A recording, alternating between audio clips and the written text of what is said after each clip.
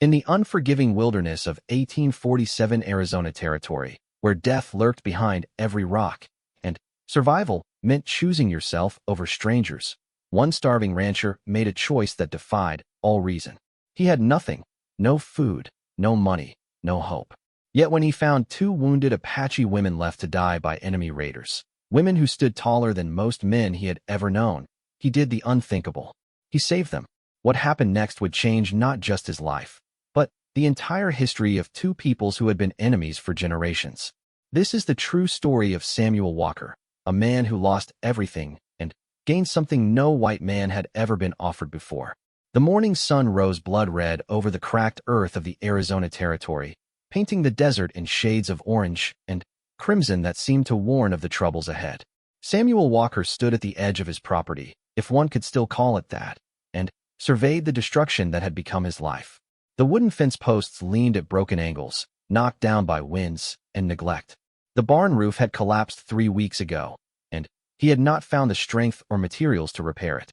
His cattle, all 12 of them that remained from a herd that once numbered over 200, stood thin and listless near the dried creek bed, searching for water that had stopped flowing months ago. Samuel was 34 years old, but he looked 50. His face was weathered like old leather, lined with creases that told stories of hardship and loss. His beard had grown long and unkempt, streaked with gray that had appeared almost overnight after burying his wife and young son the previous winter. Cholera had taken them both within 3 days of each other, and Samuel had dug their graves himself in the frozen ground, his hands bleeding and his heart shattered into pieces he did not think could ever be put back together.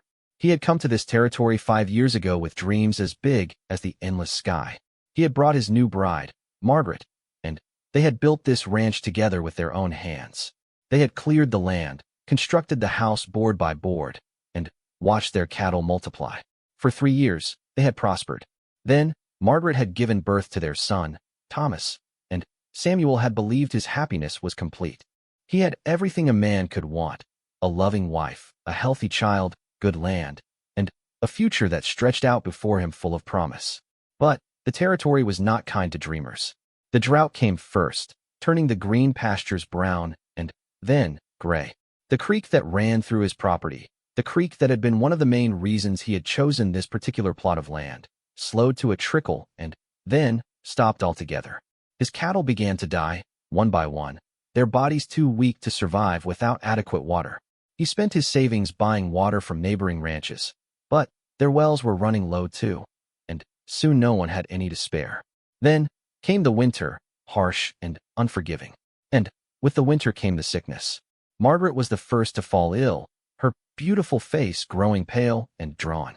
Samuel had ridden 3 days to fetch the nearest doctor, but by the time they returned, Margaret was already slipping away. She died in his arms, whispering his name with her last breath. Thomas followed her 2 days later, the small boy's body unable to fight the disease that had taken his mother. Samuel had considered ending his own life then. He had stood at the edge of the canyon 3 miles from his property, looking down into the darkness below, wondering if the fall would be quick and painless. But something had held him back, some stubborn spark of life that refused to be extinguished. He had walked away from that canyon edge and returned to his empty house, and he had continued to exist, if not truly live. Now, as he stood watching the sunrise, he calculated his remaining resources. He had perhaps 2 weeks of food left, if he rationed carefully. The cattle would need to be sold soon, before they died of thirst like the others. He could maybe get $50 for all 12, if he found a buyer desperate enough. After that, he would have to decide whether to abandon the ranch altogether and try to start over somewhere else, or simply give up and let the desert claim him as it had claimed so many others. The sound of his remaining horse, a brown mare named Dusty, whinnying from the corral, broke through his dark thoughts. Samuel turned and saw that she was agitated, pawing at the ground and tossing her head. He frowned and walked toward her, his worn boots kicking up small clouds of dust with each step. "Easy, girl," he murmured, reaching the fence and holding out his hand. "What's got you so worked up?" Dusty's ears were pricked forward, pointing toward the eastern hills. Samuel followed her gaze but saw nothing except the rocky slopes and sparse vegetation that characterized this part of the territory. Still, He had learned to trust the instincts of his animals. They could sense things that humans could not. He retrieved his rifle from the house, an old Henry repeater that had belonged to his father, and saddled Dusty despite her nervousness. If there was trouble coming, he wanted to see it before it saw him. The territory was full of dangers, bandits, wild animals, and, most feared of all, the various Apache bands that had been fighting to protect their lands from the encroaching white settlers for decades. Samuel had never had direct conflict with the Apache. His ranch was too small and too poor to be worth raiding, and he had always treated the land with respect, taking only what he needed and leaving the rest undisturbed. Once, about 2 years ago, he had encountered a small group of Apache hunters while out searching for stray cattle. They had regarded each other warily from a distance, neither side making any aggressive moves. Eventually, the hunters had continued on their way, and Samuel had returned home with his heart pounding but his body unharmed. He understood, in a way that many of his fellow settlers did not, that the Apache were not simply savages to be feared and exterminated. They were people fighting for their homes and their way of life, just as he would fight for his. That understanding did not make them any less dangerous, but it gave him a perspective that helped him navigate this harsh land. As Dusty carried him toward the eastern hills, Samuel kept his rifle ready, but his posture relaxed. He did not want to appear threatening to whatever might be watching from the rocks and shadows. The morning air was already warm, promising another brutally hot day. Sweat began to form on his brow, trickling down into his beard. He rode for about an hour, following Dusty's instincts as much as his own observations. The mare seemed to know where she was going, picking her way through the rocky terrain with careful steps. Samuel let her lead, trusting her judgment. They crested a small ridge, and Samuel pulled Dusty to a stop, his breath catching in his throat at the sight before him. At the bottom of a shallow ravine, partially hidden by scrub brush and tumbled rocks, 2 figures lay motionless. Even from this distance, Samuel could see they were women, and he could see the dark stains of blood on the ground around them. His first instinct was to turn back, to leave this scene of violence behind him, and return to the relative safety of his ranch. Whatever had happened here, it was not his concern. But, as he sat there, his hand tight on Dusty's reins, one of the figures moved. Just a small movement, a hand lifting slightly before falling back to the ground. But it was enough. Someone was alive down there. Samuel dismounted and tied Dusty to a sturdy bush. He checked his rifle, making sure it was loaded and ready, and then began to make his way down into the ravine. His movements were slow and cautious, his eyes scanning constantly for any sign of ambush. The territory was full of tricks and traps, and a scene like this could easily be bait to lure unsuspecting travelers to their deaths. But, as he drew closer, he realized that no ambush was waiting for him. What lay before him was simply the aftermath of violence, brutal and senseless. The 2 women were Apache. That much was immediately clear from their clothing and the style of their dark hair. They were also, Samuel noted with some amazement, unusually tall. Even lying down, he could tell they would stand well over 6 feet if they were on their feet. Both women were wounded, their deerskin dresses torn and stained with blood. One appeared to be unconscious, her chest barely moving with shallow breaths. The other, the one who had moved, was watching him approach with dark eyes that held more defiance than fear. Samuel stopped a few feet away and slowly lowered his rifle, holding it at his side rather than pointed at them. He did not speak Apache, and he doubted these women spoke English, but he hoped his body language would communicate that he meant no harm. "Easy now," he said softly, the same tone he used with frightened animals. "I'm not here to hurt you." The conscious woman said something in her own language, her voice weak, but sharp. Samuel did not understand the words, but he recognized the question in her tone. "I don't know who did this to you," he replied, knowing she could not understand him either. "But I'm not one of them. I'm just a rancher. My name is Samuel." He pointed to himself as he said his name, hoping she would understand. The woman's eyes narrowed, studying him with an intensity that made him uncomfortable. She seemed to be taking his measure, deciding whether he was friend or enemy. Samuel took this moment to assess the situation more carefully. Both women had multiple wounds, cuts, and stab wounds from what appeared to be knives or short blades. They had been attacked by people, not animals. And, based on the amount of blood and the pallor of their skin, they had been lying here for some time, perhaps since the previous night. He noticed other things too. Their clothing, though damaged, was of fine quality, decorated with beadwork and symbols he did not recognize. They wore jewelry as well, necklaces and bracelets that suggested these were not ordinary Apache women. They were someone important. "I'm going to help you," Samuel said, keeping his voice calm and steady. "I'm going to take you back to my ranch and tend your wounds. Do you understand? Help." He mimed the action of helping someone up, of bandaging wounds. The conscious woman watched him for a long moment, then spoke again in Apache. Her voice was weaker now, the effort of staying alert clearly draining her remaining strength. Samuel made a decision. He could not leave them here to die, no matter the risk. It was not in his nature to turn away from someone in need, and despite the danger that helping Apache women might bring, he knew he would not be able to live with himself if he simply rode away. Moving slowly to avoid startling them, he approached the unconscious woman first. Up close, he could see that her wounds were severe, but not immediately fatal, as long as she received care soon. He checked her breathing and found it steady, though weak. Good. That meant there was still a chance. He returned to where Dusty waited and led the mare down into the ravine. The horse was nervous, tossing her head and rolling her eyes at the scent of blood, but she trusted Samuel enough to follow his guidance.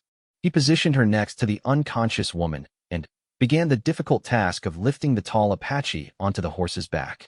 It was harder than he expected. The woman was not just tall, but solidly built, with the kind of muscles that came from a life of hard physical work. Samuel was not a small man himself, but he had lost weight over the past months of hardship, and his strength was not what it once was. He struggled and strained, finally, managing to drape the unconscious woman over Dusty's back like a sack of grain. It was not dignified, but it would have to do. The conscious woman had been watching all of this with those sharp, dark eyes. When Samuel approached her, she said something that sounded like a warning. He ignored it, bending down to help her to her feet. She was even taller than he had realized, standing perhaps 6 feet, and for inches when she finally managed to rise, leaning heavily on his shoulder. Samuel was 5 feet 10, and he felt almost small next to her. She was younger than he had initially thought as well, probably in her mid-20s, with strong features and an air of authority that even her weakened state could not diminish. "Can you walk?" he asked, miming the motion. "We need to get back to my ranch. It's about an hour's ride. Can you make it?" She seemed to understand the gist of his question. She straightened slightly, pride flashing in her eyes, and took a step forward. Then another. Her legs trembled with the effort, but she kept moving. Samuel walked beside her, ready to catch her if she fell, leading Dusty with his other hand. The journey back to the ranch was long and arduous. The conscious woman, whom Samuel had begun to think of simply as the tall one, walked as far as she could before her strength gave out. Samuel caught her before she hit the ground, and somehow managed to get her onto Dusty's back behind her companion. The horse protested the additional weight, but Samuel spoke to her soothingly, promising extra oats and water when they got home. He led them the rest of the way on foot, his own legs aching and his throat parched. The sun climbed higher, beating down on them mercilessly. Samuel began to worry that one or both of the women would die before he could get them to shelter. He walked faster, pushing himself beyond his limits, driven by a determination he had not felt since before Margaret and Thomas died. They reached the ranch just past midday. Samuel led Dusty directly to the house, ignoring the meager shade of the damaged barn. He needed to get the women inside, out of the sun, and he needed to tend their wounds immediately. Getting them off the horse and into the house was another struggle. The unconscious one had to be carried, and Samuel's back screamed in protest as he lifted her. The tall one had regained enough strength to walk on her own, though she still leaned against the doorframe for support. Samuel laid the unconscious woman on his bed, the same bed where Margaret had died. For a moment, the memory threatened to overwhelm him. He saw his wife's pale face, heard her labored breathing, felt the terrible helplessness of watching her slip away. He pushed the memory aside with an effort of will. There would be time for grief later. Right now, he had lives to save. He built a fire and set water to boil, gathering clean cloths and the small supply of medicines he had left. He was no doctor, but living on the frontier had taught him the basics of wound care. He cleaned and bandaged each wound carefully, speaking softly to the women even though he knew they could not understand him. He hoped his tone, if not his words, would provide some comfort. The tall one watched him work, her eyes following his every movement. She did not trust him. That was clear.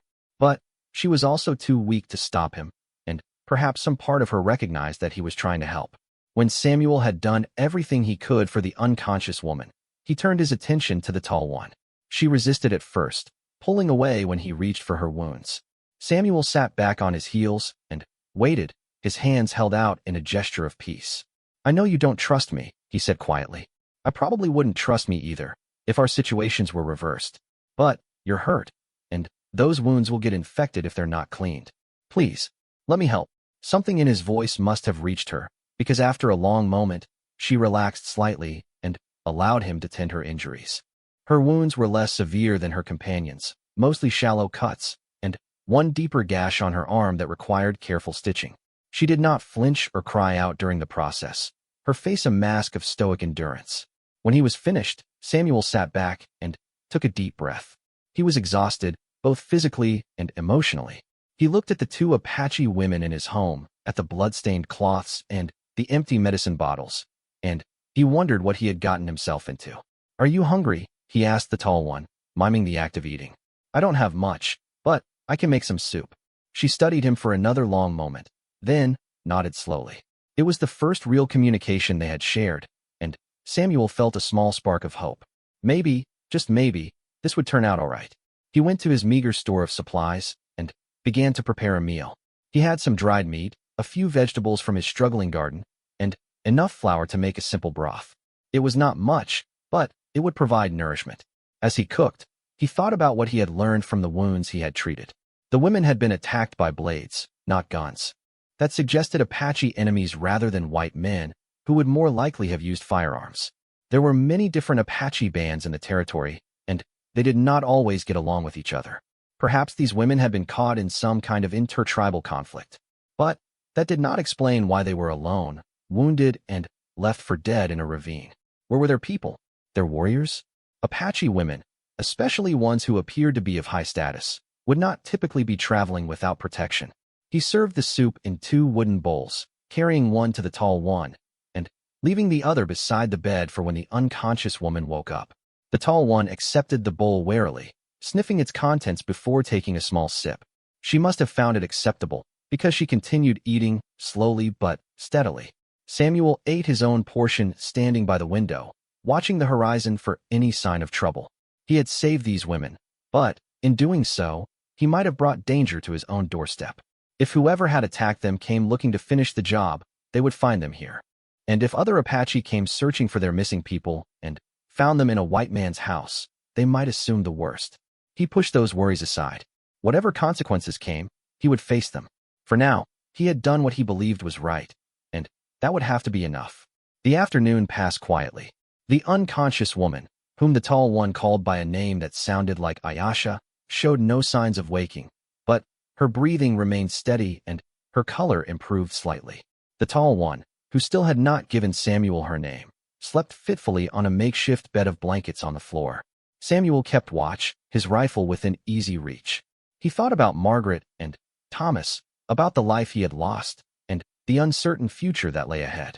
He thought about the 2 Apache women now under his protection, women from a people who were supposed to be his enemies. And he thought about the strange turns that fate could take, bringing together the most unlikely of people in the most unexpected of circumstances. As the sun began to set, painting the sky in the same red and orange hues that had greeted the morning, Samuel heard the tall one stir. He turned and found her watching him again, those dark eyes filled with an emotion he could not quite identify. "Water," she said. The word was rough and heavily accented, but it was unmistakably English. Samuel's eyebrows rose in surprise. "You speak English?" She nodded slightly. "Little. I learned from traders. Long time ago." Samuel brought her a cup of water from the bucket by the door. She drank deeply, then handed the cup back. "Why you help?" she asked, her eyes searching his face. "We are Apache. Your people hate Apache." Samuel considered the question carefully before answering. "Not all of my people hate the Apache. And even if they did, that wouldn't matter. I found you dying. I couldn't just leave you there." She seemed to contemplate this answer, turning it over in her mind. Finally, she said, "You are different. Most white men, they would kill us. Or leave us for dead."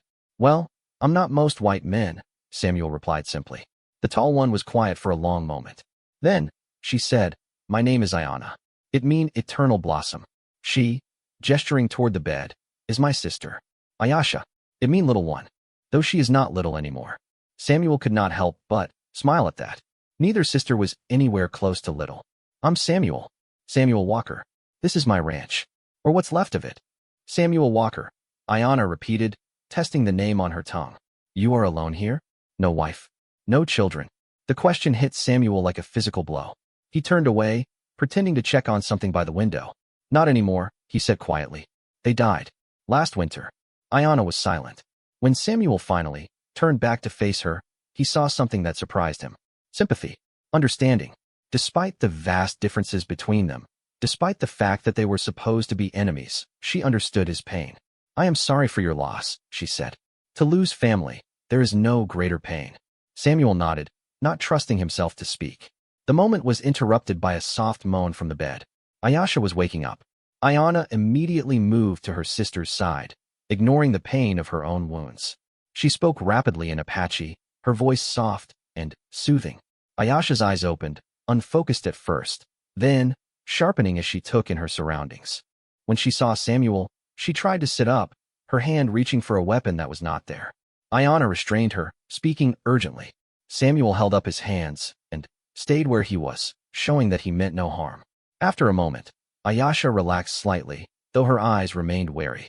Ayana spoke to her sister for several more minutes, explaining, Samuel assumed, what had happened and where they were. Ayasha listened without interrupting, her gaze occasionally flicking to Samuel as if to confirm what she was being told. Finally, Ayana turned back to Samuel. "She wants to know why you saved us. I told her what you told me, but she does not believe it. She thinks you want something." Samuel considered how to respond. In truth, he had not thought about wanting anything. He had acted on instinct, on a basic human impulse to help those in need. But Ayasha's suspicion was understandable. In her experience, white men did not help Apache women without expecting something in return. "Tell her," Samuel said slowly, "that I want nothing except to see you both healthy enough to leave when you're ready. I have no hidden motives. I'm just a man who found two people in need and decided to help. That's all." Ayana translated. Ayasha listened, then responded with something that made her sister smile slightly. "She says you are either a very good man or a very foolish one. Perhaps both." Samuel chuckled despite himself. She might be right about that. The tension in the room eased slightly, though it did not disappear entirely. Ayasha was clearly not ready to trust him, and Samuel understood that trust would have to be earned over time. For now, it was enough that they were not actively afraid of him. As night fell over the desert, Samuel prepared a simple meal for all three of them. They ate in relative silence, the only sounds being the crackle of the fire and the occasional call of night birds outside. When the meal was finished, Samuel made up another makeshift bed on the floor for himself, giving the two sisters the bed. "You should rest," he said to Ayana. "Both of you. You need to heal." Ayana hesitated, then nodded. She helped her sister get comfortable, then lay down beside her. Within minutes, both women were asleep, their bodies finally allowing them to rest now that they were in a safe place. Samuel stayed awake for a long time, watching the fire burn down to embers and listening to the sounds of the night. He thought about the strange turn his life had taken, about the two Apache women now sleeping in his home, and about what the future might hold. He did not know it then, but this day, this decision to save two strangers would change everything. His life would never be the same, and neither would the lives of the two sisters or their people. But all of that was still to come. For now, there was only this moment. A lonely rancher, two wounded women, and a small act of kindness in a world that often seemed to have forgotten what kindness meant. Samuel finally closed his eyes as the first light of dawn began to creep over the horizon. Whatever tomorrow brought, he would face it. He had survived this long.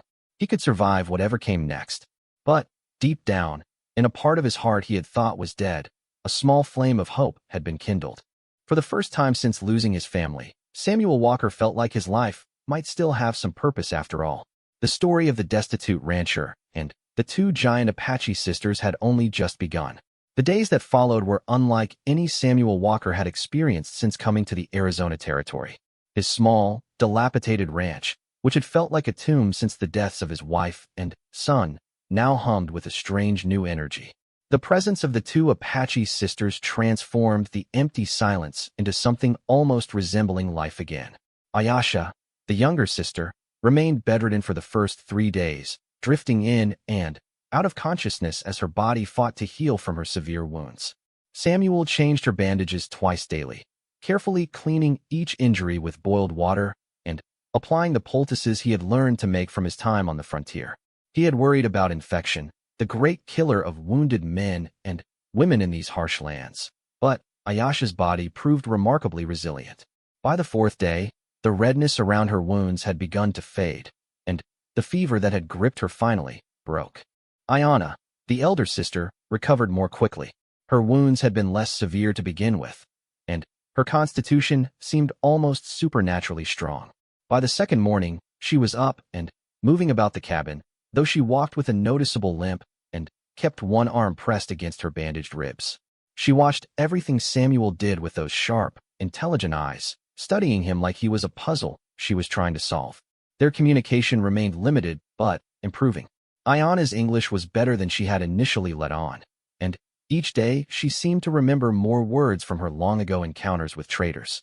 She also began teaching Samuel some basic Apache phrases, though his pronunciation made her wince more often than not.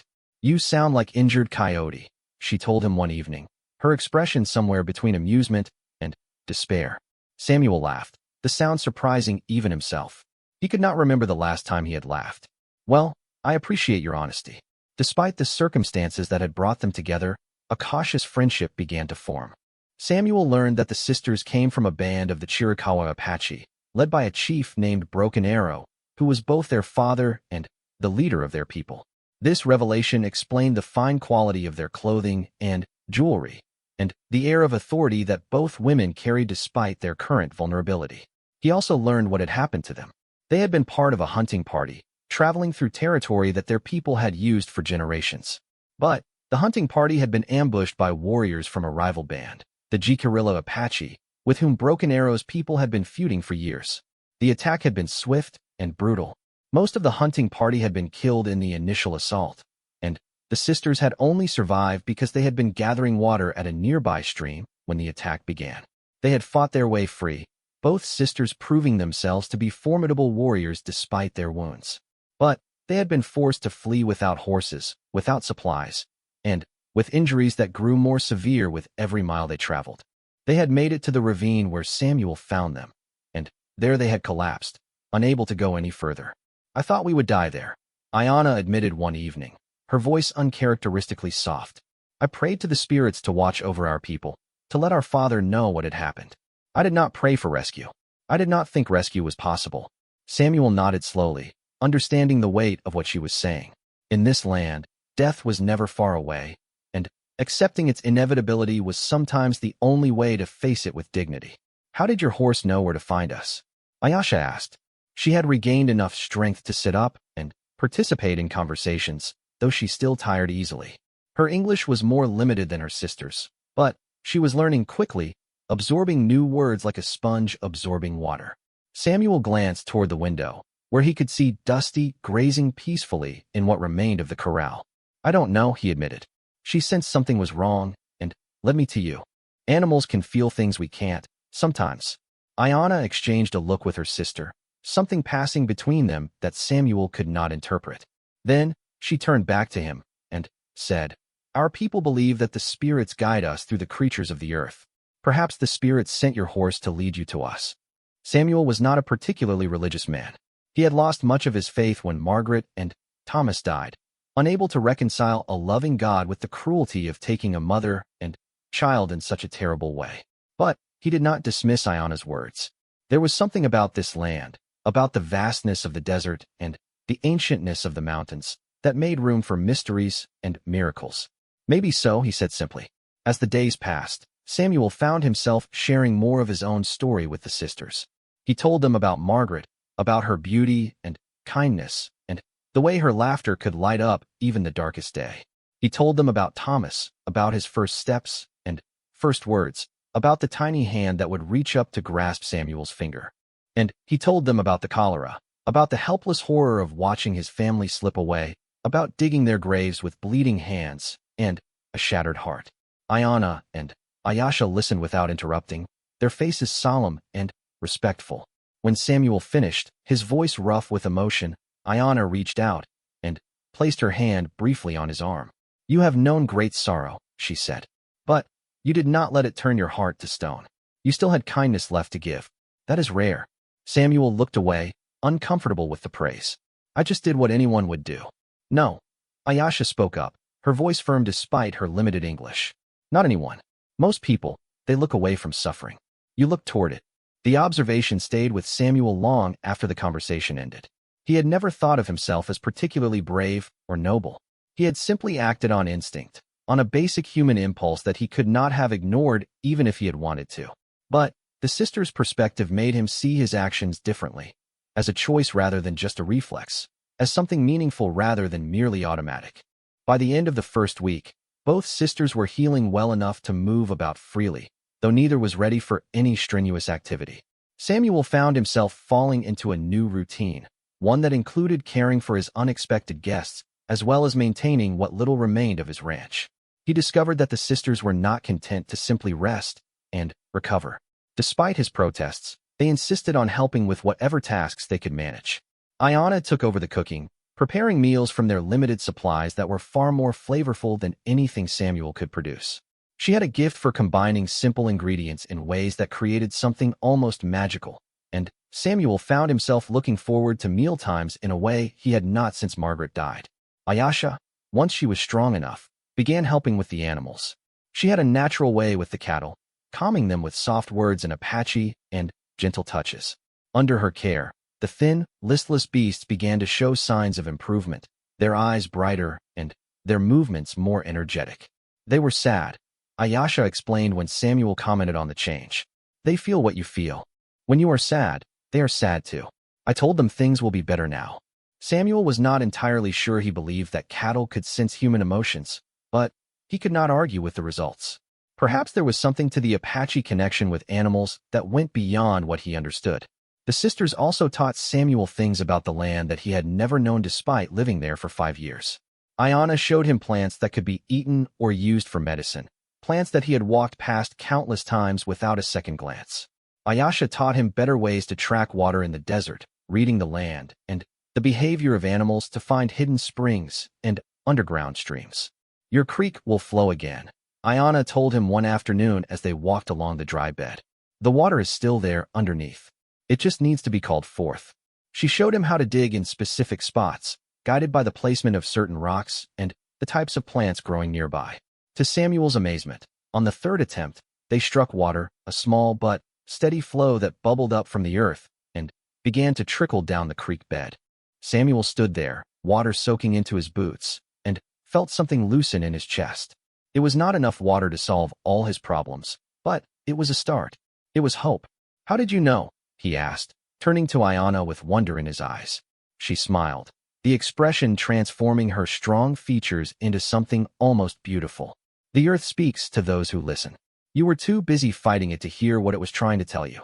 Samuel thought about that for a long time afterward. He had approached this land as something to be conquered, to be bent to his will through hard work and determination. But the sisters approached it differently, as something to be worked with rather than against, as a partner rather than an adversary. It was a fundamental shift in perspective, and Samuel found himself beginning to see his surroundings through new eyes. 2 weeks after Samuel had found the sisters in the ravine, Ayana approached him with a serious expression. They were sitting on the porch of his cabin, watching the sun set over the mountains, a ritual that had become part of their daily routine. "We need to talk," she said, her voice carrying a weight that had not been there in their recent conversations.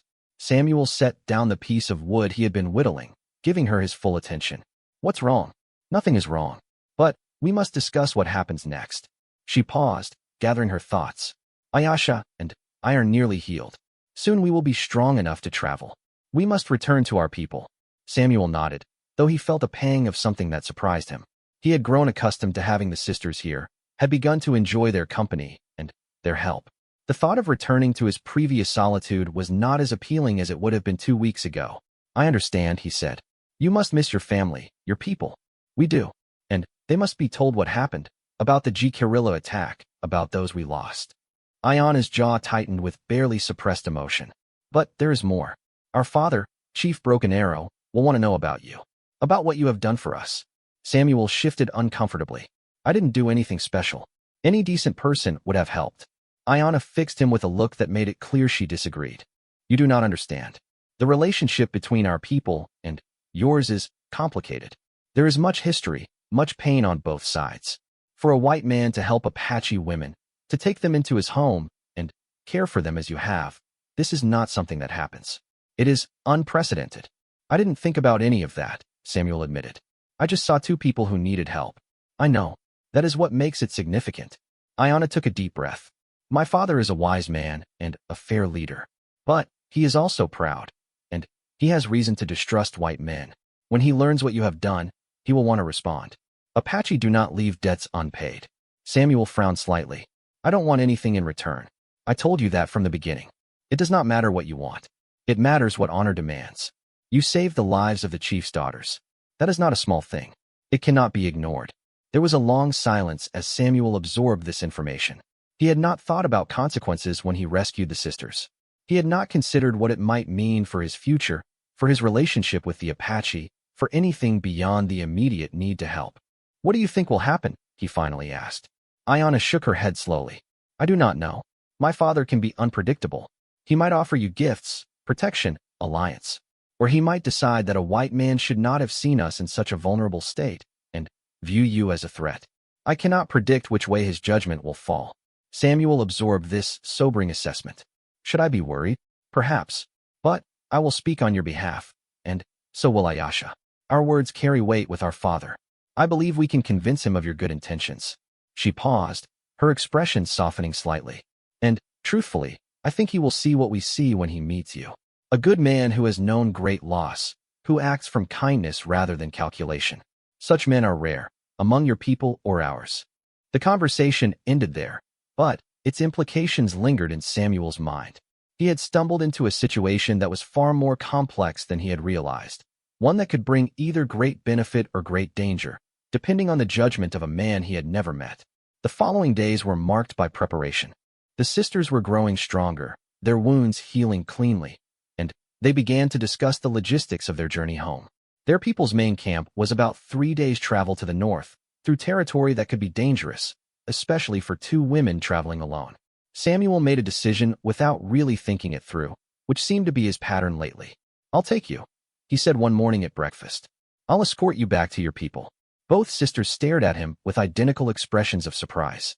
It was Ayasha who spoke first, her English much improved from daily practice. You would do this? Come to our camp? You know this is dangerous for you. I know, but I can't just send you off on your own. You're still recovering, and those guerrilla warriors might still be out there. You need protection. Ayana shook her head slowly, but there was something in her eyes that looked almost like admiration. You are either very brave or very foolish, Samuel Walker. Samuel smiled slightly. Your sister already said that. I'm starting to think maybe I'm both. The preparations took 3 more days. Samuel had to make sure his cattle would survive in his absence, which meant moving them to the area where the sisters had helped him find water. He packed what supplies he could spare, knowing the journey would be difficult, and he said a silent goodbye to the graves of his wife and son, promising them he would return. The morning of their departure dawned clear and cool, a perfect day for travel. Samuel saddled Dusty and loaded her with supplies. The sisters would take turns riding while he walked, switching off at regular intervals to conserve everyone's strength. As they left the ranch behind, Samuel looked back one last time at the small cabin, the damaged barn, the struggling garden. It was not much, but it was all he had left. He wondered if he would ever see it again. The first day of travel passed uneventfully. The sisters navigated with a confidence that came from a lifetime of moving through this land. They followed trails that Samuel could barely see, red signs in the arrangement of rocks, and the direction of animal tracks that would have been invisible to his untrained eyes. He was reminded again of how much he had to learn about this place, despite having lived here for years. They made camp that night in a small canyon that offered shelter from the wind and concealment from potential enemies. Ayana and Ayasha gathered wood and started a fire while Samuel tended to Dusty. The routine felt natural already, each person falling into their assigned role without needing to discuss it. Over dinner, Ayanna asked Samuel a question that caught him off guard. What will you do after you return? When you are alone again? Samuel stared into the fire, watching the flames dance and flicker. I don't know, he admitted. I've been so focused on getting through each day that I haven't thought much about the future. You should think about it, Ayanna said quietly. A man needs purpose, or he withers. I have seen it happen to warriors who lose their will to fight. They become empty shells, going through the motions of living without truly being alive. Samuel recognized the truth in her words. He had felt that emptiness since losing his family, that sense of just existing rather than living. The past few weeks had begun to fill that void, giving him a reason to get up each morning beyond mere survival. But once the sisters were gone, what then? Maybe I'll rebuild the ranch, he said, more to have something to say than because he truly believed it. Try to make it what it was before the drought. Ayanna nodded, but her expression suggested she was not convinced. Perhaps, or perhaps your path lies elsewhere. The spirits have a way of guiding us to where we need to be, even when we cannot see the destination. Samuel was not sure he believed in spirits or guidance, but he appreciated the sentiment. For now, it was enough to take things one day at a time, one step at a time. The second day brought their first encounter with danger. They were crossing a wide, flat expanse of desert when Ayanna suddenly held up her hand, signaling them to stop. Samuel immediately went on alert, his hand moving to his rifle. What is it? He whispered. Ayanna did not answer immediately. She was scanning the horizon, her eyes narrowed against the glare of the sun. Finally, she pointed to the northeast, where Samuel could just make out a plume of dust rising against the sky. Riders, she said. Many of them. Coming this way. Samuel's heart began to pound. Guerrilla? I do not know. But we cannot take the chance. Ayanna quickly assessed their surroundings. There, those rocks. We must hide. They moved quickly but quietly, leading Dusty into a jumble of large boulders that offered concealment from multiple directions. Samuel positioned himself where he could see the approaching riders while remaining hidden, his rifle ready. The wait felt interminable. The dust cloud grew larger, and soon Samuel could make out individual figures, riders on horseback moving at a fast clip. He counted at least 12, maybe more. His mouth went dry. If these were enemies, they would be badly outnumbered. The riders passed within 100 yards of their hiding spot. Samuel held his breath, his finger on the trigger, ready to fight if necessary. He could hear his own heartbeat pounding in his ears, could feel the sweat trickling down his back despite the relative coolness of the morning. But the riders did not stop. They continued on their path, heading south, their attention fixed on wherever they were going. Within minutes, they had passed from sight, leaving only a slowly settling cloud of dust to mark their passage. Samuel let out a long, shaky breath. Beside him, Ayanna and Ayasha exchanged words in Apache, their expressions tense but relieved. Not Guerrilla, Ayanna said finally. Mexican soldiers, I think. Perhaps hunting someone, but not us. Samuel nodded, his heart still racing. That was too close. Yes, we must be more careful. We are entering territory where many paths cross. There will be other dangers before we reach home. They waited another half hour before emerging from their hiding spot, making sure the riders were truly gone. Then, they continued on their way, moving more cautiously now, staying close to cover whenever possible. The rest of the day passed without incident, but the tension remained. Samuel found himself constantly scanning the horizon, looking for any sign of danger. The responsibility of protecting the sisters weighed heavily on him, especially now that he had seen how easily they could have been caught. That night, they camped without a fire, not wanting to risk attracting attention. They ate cold rations and spoke in whispers, taking turns keeping watch. Samuel took the first shift, sitting with his back against a rock and his rifle across his knees, listening to every sound the desert made. His thoughts wandered as the hours passed. He thought about the life he had built and lost, about the strange turn of fate that had brought him here. He thought about Margaret and Thomas, about the dreams they had shared, about everything that might have been. And he thought about the future, about what might come next, about whether he had any future at all. Sometime during the long night, as he sat watching stars wheel slowly overhead, Samuel came to a realization. For the first time since his family died, he wanted to live. Not just to exist, not just to survive, but to truly live. The sisters had reminded him what it felt like to have purpose, to care about something beyond his own grief. Whatever happened next, whatever came from this journey to the Apache camp, Samuel Walker was no longer the broken man he had been 2 weeks ago. He had been given a second chance, and he was not going to waste it. The third and final day of their journey began with an unexpected discovery. Ayasha, who had been walking ahead, suddenly stopped and called out to the others. When Samuel and Ayana reached her, they found her kneeling beside a small bundle half-hidden beneath a creosote bush. It was a child, a young Apache girl no more than 5 or 6 years old. She was unconscious, her small body curled into a protective ball.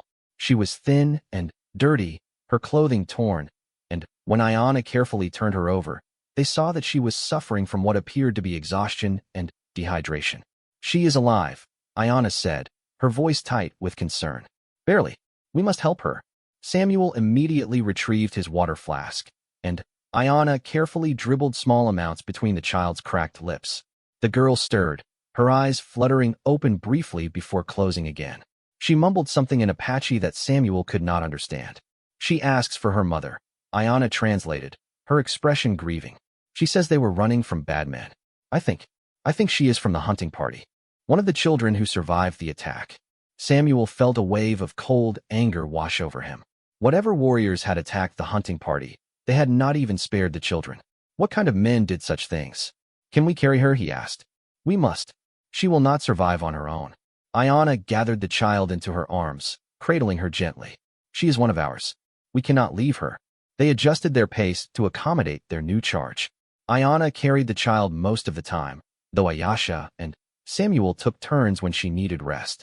The girl drifted in and out of consciousness, sometimes crying out in her sleep, clearly trapped in nightmares of whatever horrors she had witnessed. Late in the afternoon, they reached the edge of a wide valley that stretched out before them like a green oasis in the midst of the brown and gray desert. In the distance, Samuel could see the smoke from many fires, and the shapes of structures that he realized must be the Apache camp. They had arrived, but they did not enter the valley immediately. Instead, Ayana signaled for them to stop. Her face was serious, almost grave. "I must go ahead," she said, "to announce our arrival and explain the situation. A white man approaching the camp without warning would be dangerous." Samuel nodded, understanding. "I'll wait here with Ayasha and the child." Ayana hesitated, then reached out and gripped Samuel's arm briefly. "Thank you, Samuel Walker. Whatever happens next, know that you have done a good thing. The spirits smile on those who show kindness to strangers." Then, she was gone, striding down into the valley with a confidence that came from returning home. Samuel watched her go until she was just a small figure in the distance, then turned to help Ayasha tend to the sick child. The wait was agonizing. An hour passed, then 2. The sun began to sink toward the horizon, casting long shadows across the valley. Samuel found himself growing increasingly anxious, wondering what was happening in the camp, what Ayana was telling her father, what judgment was being passed on him even now. Finally, as the sky turned orange and pink with the approaching sunset, Ayana reappeared. She was not alone. Behind her came a procession of perhaps 20 warriors, their faces painted and their bodies adorned for some formal occasion. At the head of the procession rode a man who could only be Chief Broken Arrow. He was tall, even seated on horseback, with broad shoulders and a face that seemed carved from granite. His hair was gray at the temples, but still mostly black, worn long and decorated with feathers. He carried himself with an authority that was immediately apparent, the bearing of a man who had led his people through countless challenges and emerged stronger each time. Samuel straightened, doing his best to appear calm and respectful despite the fear that churned in his gut. This was the moment of truth. Whatever happened next would determine the course of his life. The chief rode forward until he was just a few feet from where Samuel stood. For a long moment, he simply looked at the white man, his dark eyes seeming to pierce through to Samuel's very soul. Samuel held his gaze, refusing to look away, understanding somehow that this was important. Then, Chief Broken Arrow spoke. His voice was deep and resonant, carrying easily despite the distance. Ayana translated. "My father asks why a white man would risk his life to save Apache women." Samuel considered his answer carefully. He knew that whatever he said might seal his fate. "Because they needed help," he said simply. "And because the right thing to do doesn't depend on who needs it done." Ayana translated. Chief Broken Arrow listened, his expression unreadable. Then, he spoke again. "He says you have given him much to think about," Ayana said. "He invites you to enter our camp as a guest, under his protection." He wishes to learn more about the man who saved his daughters. Samuel felt some of the tension drain from his body. It was not complete acceptance, not yet. But it was a start. "Tell your father I am honored by his invitation," Samuel said, "and that I look forward to speaking with him." As the sun sank below the horizon, Samuel Walker walked into the Apache camp, surrounded by warriors, following the tall figures of the sisters he had saved. He did not know what the future held, but for the first time in a long time, he felt like the future might hold something worth living for. The destitute rancher had taken another step on a journey that would transform not just his own life, but the lives of everyone around him. And though he did not know it yet, Chief Broken Arrow was about to make a decision that would change everything.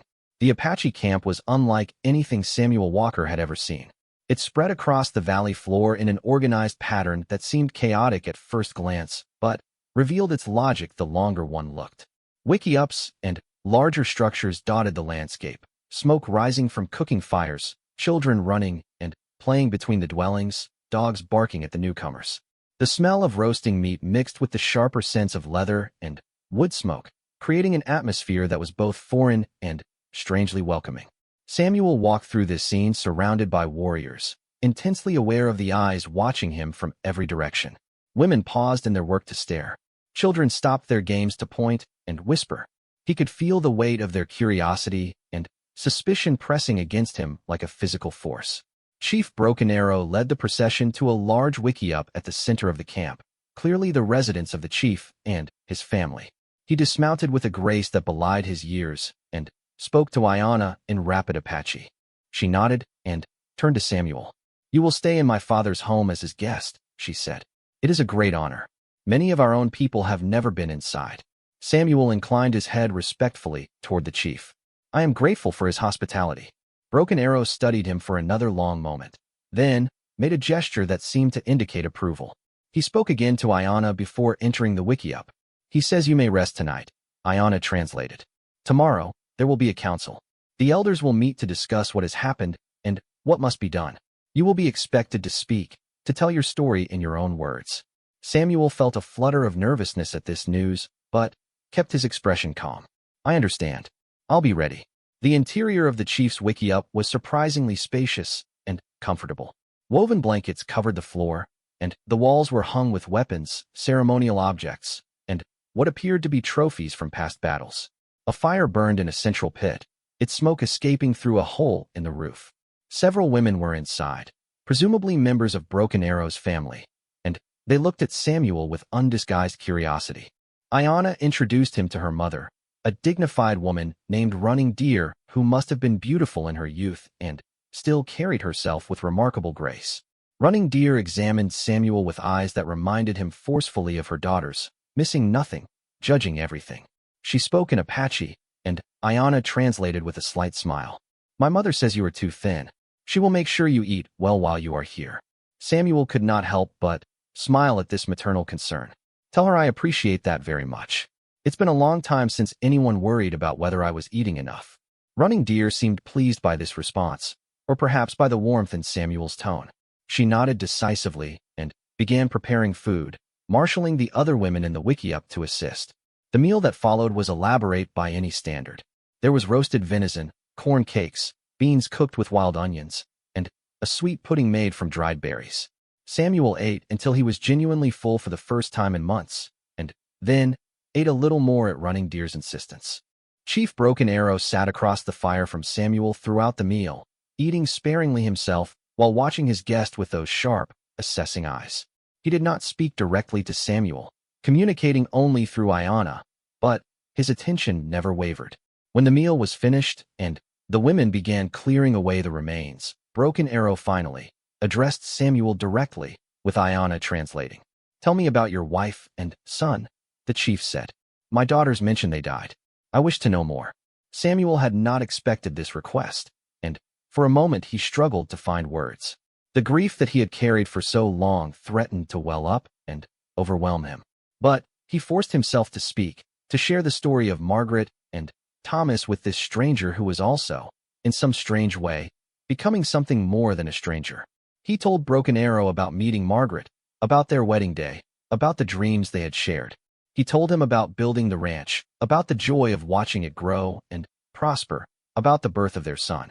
And he told him about the drought and the cholera, about the terrible days when everything he loved was taken from him. Broken Arrow listened in silence, his expression unchanging. But when Samuel finished, his voice rough with emotion, the chief nodded slowly, almost solemnly. "You have known great loss," he said through Iona. "This explains something that puzzled me. When my daughter told me what you had done, I could not understand why a man would risk so much for strangers. Now I understand. You have lost everything. You have nothing left to fear." Samuel considered this interpretation and found it partially true, but not entirely. "With respect, Chief, I don't think it was about having nothing to lose. I think it was about remembering what matters. When I saw your daughters lying there, wounded and helpless, I thought about my wife. If she had been the one in need, I would have wanted someone to help her. Doing the right thing isn't about courage or fear. It's about remembering that we're all human, all struggling through this life together." Iona translated this, and, for the first time, Samuel saw something shift in Broken Arrow's expression. The chief's eyes seemed to soften slightly, the hard lines of suspicion giving way to something that might have been respect. "You speak well," Broken Arrow said. "Tomorrow, we will see if your actions continue to match your words." With that, the chief rose and retired to his sleeping quarters, clearly signaling that the conversation was over for the night. Samuel was shown to a corner of the wickiup where blankets had been arranged into a comfortable bed, and Iona bid him good night with a reassuring nod. Samuel lay awake for a long time, listening to the unfamiliar sounds of the camp around him, thinking about what tomorrow would bring. The council meeting weighed on his mind. His fate, perhaps his very life, would be determined by how well he could convince a group of Apache elders that he was worthy of trust. Sleep eventually came, bringing dreams of Margaret and Thomas, of the life he had lost, and the uncertain future that lay ahead. The morning dawned gray and cloudy, a rare overcast day in the desert that felt somehow appropriate for the gravity of what was to come. Samuel was woken by running deer, who pressed food and water into his hands and fussed over him like a mother hen despite their complete inability to communicate verbally. Iona appeared soon after, dressed in clothing more formal than what she had worn during their journey. She looked regal and authoritative, every inch the chief's daughter. "The council will convene at midday," she told Samuel. "Until then, you are free to walk about the camp, though I suggest staying close to my father's wickiup. Not everyone here is convinced that you should be treated as a guest rather than a prisoner." Samuel nodded, appreciating the honesty. "I'll be careful." He spent the morning exploring his immediate surroundings, staying within sight of the chief's dwelling, but taking in as much as he could of Apache life. He watched women weaving baskets and preparing hides. He observed young warriors practicing with bows and lances. He saw children playing games that looked familiar in their essence, if not their specifics, the universal games of childhood that transcended cultural boundaries. Several people approached him during this time, curious about the white stranger in their midst. A few spoke some English, learned from traders or captives, and Samuel exchanged simple pleasantries with them. Others simply stared, their expressions ranging from hostile to intrigued to completely unreadable. One encounter stood out from the rest. A young warrior, probably in his early 20s, approached Samuel with an aggressive stride and a challenging glint in his eye.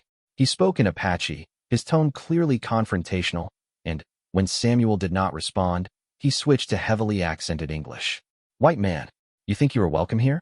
You think saving 2 women makes you friend to Apache?" Samuel kept his voice calm and steady. "I don't think anything. I did what I believed was right, and Chief Broken Arrow invited me here as a guest. Beyond that, I have no expectations." The young warrior sneered. "Chief Broken Arrow is too soft. In the old days, a white man in our camp would be killed on sight. Things have changed too much." "Maybe they have," Samuel agreed calmly. "But maybe change isn't always bad. Maybe finding ways to understand each other is better than just killing each other." This response seemed to catch the warrior off guard. He had clearly expected fear or aggression, not quiet reasonableness. He stared at Samuel for a long moment, then spat on the ground near Samuel's feet and stalked away. Iona appeared at Samuel's side moments later, having watched the exchange from a distance. "That was Standing Bear," she said. "He is one of our most promising young warriors, but he is also hot-headed and suspicious of outsiders. He lost his father to white soldiers 3 years ago. His hatred runs deep." Samuel nodded, understanding. I can't blame him for feeling that way. If I were in his position, I might feel the same. Your understanding does you credit, Ayana said. But be careful around him. He is not the only one who feels as he does, and not all of them will be content with insults. The warning was timely. Samuel resolved to stay even more alert, aware that his life might depend on it. Midday arrived with a subtle shift in the camp's energy. People began moving toward a large open area near the center of the settlement, and Samuel found himself being escorted there by Ayana and Ayasha, who had joined them. The council meeting was already beginning when they arrived. A large circle had been formed, with the elders seated at one end and Chief Broken Arrow in the position of highest honor. Perhaps 50 or 60 other tribe members had gathered to watch, forming a loose outer ring around the council. Samuel was led to the center of the circle, where he stood alone, the focus of every eye. He fought the urge to fidget, keeping his posture straight and his expression calm. Broken Arrow spoke first, his voice carrying easily across the gathered crowd. Ayana translated quietly from her position near the edge of the inner circle. The chief is explaining why we are here, she murmured. He tells of the attack on the hunting party, of how Ayasha and I were wounded and left for dead. He tells of how you found us and saved our lives. Samuel nodded slightly, acknowledging the summary without interrupting. The chief continued speaking, and Ayana continued to translate. He says that according to our traditions, you have earned a debt of honor. You saved the lives of his daughters, and that debt must be repaid. But he also says that you are a white man, and that presents complications. Our people have been betrayed by white men many times before. Trust does not come easily. Several of the elders spoke then, each offering their perspective on the situation. Some argued that Samuel should be rewarded generously and sent away, the debt paid, and the matter concluded. Others suggested that he should be kept under observation, his true motives determined before any decisions were made. One elder, ancient and wizened, proposed that Samuel should be adopted into the tribe, bound by blood to ensure his loyalty. Throughout these deliberations, Samuel stood silent, understanding only fragments through Ayana's whispered translations. He could feel the weight of judgment pressing down on him, the knowledge that his fate was being decided by people he barely knew, in a language he did not speak. Finally, Broken Arrow raised his hand, silencing the discussion. He looked directly at Samuel and spoke, his words measured and deliberate. Ayana translated, "The chief wishes you to speak. Tell the council why you saved us. Tell them what kind of man you are." Samuel took a deep breath. This was the moment that everything had been building toward. He thought about what he wanted to say, about what he needed these people to understand. "I am a simple man," he began, speaking slowly to allow Ayana time to translate. "I came to this territory with my wife and son, hoping to build a good life. For a few years, we succeeded. Then, the drought came, and then, the sickness, and I lost everything that mattered to me." He paused, gathering himself before continuing. "After my family died, I didn't care about living anymore. I was just existing, going through the motions, waiting for death to take me too. That's the state I was in when I found Ayana and Ayasha." Samuel looked around the circle, meeting the eyes of as many people as he could. "When I saw them lying there, wounded and helpless, something changed in me. I realized that I had a choice. I could walk away and let them die, and continue being the empty, broken man I had become. Or I could help them, and maybe, in doing so, remember what it meant to be human." He turned to face Chief Broken Arrow directly. "I didn't save your daughters because I wanted something from you. I saved them because they needed saving, and because I needed to be the kind of man who saves people rather than abandons them. Whatever you decide about me, I want you to know that I have no regrets. I would do it again, exactly the same, if given the choice." Ayana finished translating, and silence fell over the council. The elders exchanged glances, their expressions thoughtful. Broken Arrow himself was utterly still, his face revealing nothing of his thoughts. Then, unexpectedly, it was Ayasha who stepped forward. She had not spoken during the journey back to the camp, content to let her sister handle communications with Samuel. But now she addressed the council in clear, confident Apache, her voice ringing across the circle. Ayana did not translate at first, seemingly too surprised by her sister's intervention. Samuel watched Ayasha speak, noting the passion in her voice, the emphatic gestures she made. Finally, Ayana began to translate, her voice slightly unsteady. She says that words can lie, but actions cannot. She tells of how Samuel cared for us, cleaned our wounds, fed us from his own meager supplies. She tells of how he stayed awake through the night to watch over us, how he treated us with respect and kindness even though we were strangers and supposed enemies. Ayasha continued, her voice rising. She says that this man is not like other white men she has known. She says that his spirit is pure, that his heart is good. She says that if the council chooses to reject him or harm him, they will be rejecting and harming a man who deserves their gratitude. When Ayasha finished speaking, she returned to her place, her chin lifted defiantly. Samuel felt a surge of gratitude toward her, toward both sisters. They had defended him with everything they had. Broken Arrow spoke again, and this time there was something different in his tone. Ayana translated, "The chief has heard enough. He will now pronounce his decision." Samuel's heart pounded as the chief rose to his feet, his imposing figure commanding the attention of everyone present. When he spoke, his voice was deep and resonant, carrying the weight of authority and finality. "Samuel Walker," Broken Arrow said, with Ayana translating, "you have saved the lives of my daughters. This is a debt that cannot be repaid with goods or gold. It can only be repaid with something of equal value." The chief paused, and Samuel held his breath, unsure of what was coming. "Therefore, I offer you something that has never been offered to a white man before. I offer you a place among our people, not as a guest or a stranger, but as a brother. I offer you adoption into my family, to be as a son to me and a brother to my daughters." A murmur ran through the gathered crowd. Samuel heard gasps of surprise, exclamations of disbelief. Several of the elders exchanged shocked looks, and Standing Bear, the hostile young warrior, actually stepped forward as if to protest before being restrained by those around him. Samuel himself was stunned into silence. He had expected many possible outcomes from this council, but not this. To be adopted into the chief's family, to be made a brother to Ayana and Ayasha, was beyond anything he could have imagined. Broken Arrow was not finished. "If you accept this offer, you will be bound by our laws and customs. You will share in our struggles and our victories. You will be Apache in all but blood, and your enemies will be our enemies, your friends our friends." The chief's eyes bored into Samuel's. "This is not an offer made lightly. Think carefully before you answer. Once you accept, there is no going back." Samuel's mind raced. He thought about his ranch, his cattle, the graves of his wife and son. He thought about the life he had built and lost, about the empty future that had stretched before him until 2 weeks ago. And he thought about the sisters who had become his friends, about the chief who had shown him unexpected honor, about this community of people who were offering him something he had never thought to find again. A home, a family, a purpose. "I accept," Samuel said, his voice steady despite the emotions churning within him. "I am honored beyond words, and I accept." The council erupted into noise, a mix of cheers and objections, approval and protest. But above it all rose the voice of Chief Broken Arrow, commanding silence with a single word. "It is decided," the chief declared. "From this day forward, Samuel Walker is Samuel of the Chiricahua, brother to my daughters, son to my house. Let no one challenge this without challenging me."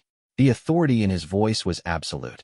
Even Standing Bear, his face dark with anger, did not dare speak against the chief's pronouncement. What followed was a blur of ritual and ceremony. Samuel was brought forward to stand before Broken Arrow, and sacred words were spoken over him in Apache. His arms were cut, and the chief's blood was mixed with his own in a symbolic joining. He was given new clothes in the Apache style, his old garments taken away.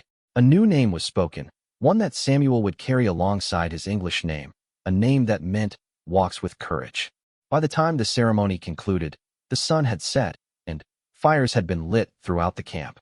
A celebration began, with drumming and dancing and feasting. Samuel found himself at the center of it all, overwhelmed, but also strangely at peace. Ayana found him during a quiet moment, away from the main festivities. "You did not have to accept," she sighed.